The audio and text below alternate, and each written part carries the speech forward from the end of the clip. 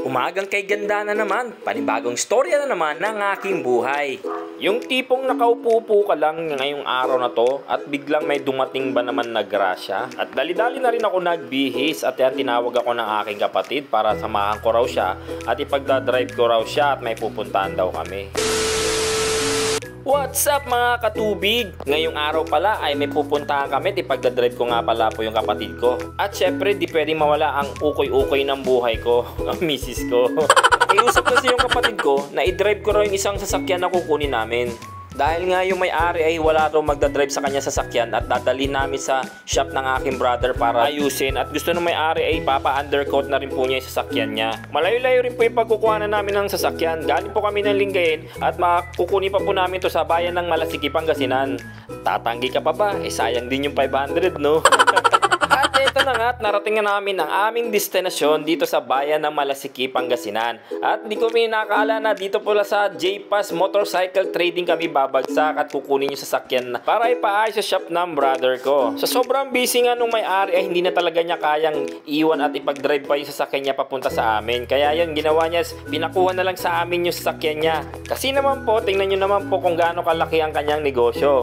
Nagbebenta lang po naman siya ng mga second hand na mga motor. Kaya sa mga naghahanap ng mga used motorcycle, pwede po kayong pumasyal dito sa J-Pass Motorcycle Trading. Napakarami po nilang tindang motor, mura na at malinis pa. At ito nga pala yung kukunin namin Fortuner ni Bossing, yung may-ari nitong shop ng J-Pass. At ito nga po i-undercoat sa shop ng aking brother.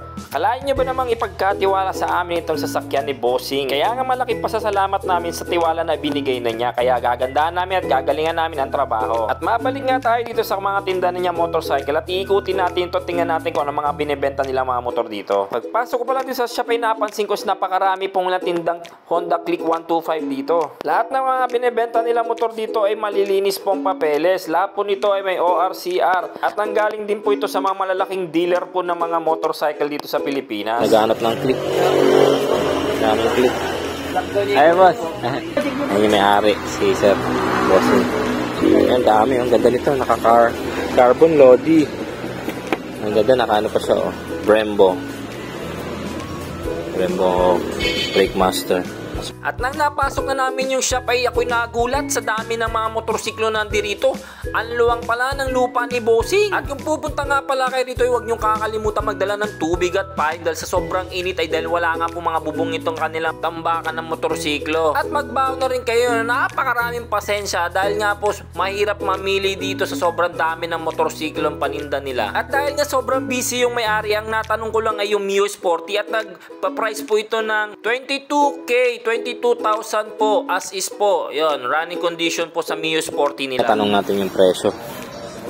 Dami yung click dito, puro click. Fast forward na muna tayo guys at hindi ko na rin po ganong pinasok yung sa likuran dahil nga sobrang dami po ay talaga at sobrang init eh, hindi ko talaga kakayanin. Kaya yan po guys, yung pinasilip ko lang yung mga konti paninda nila rito. At kung gusto nyo puntahan sa mga gusto nung Mio i 125, meron din sila rito.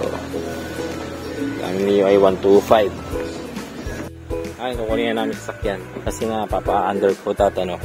Kukunin. Kasi ito, sa ako magdadrive dito. Sa akin.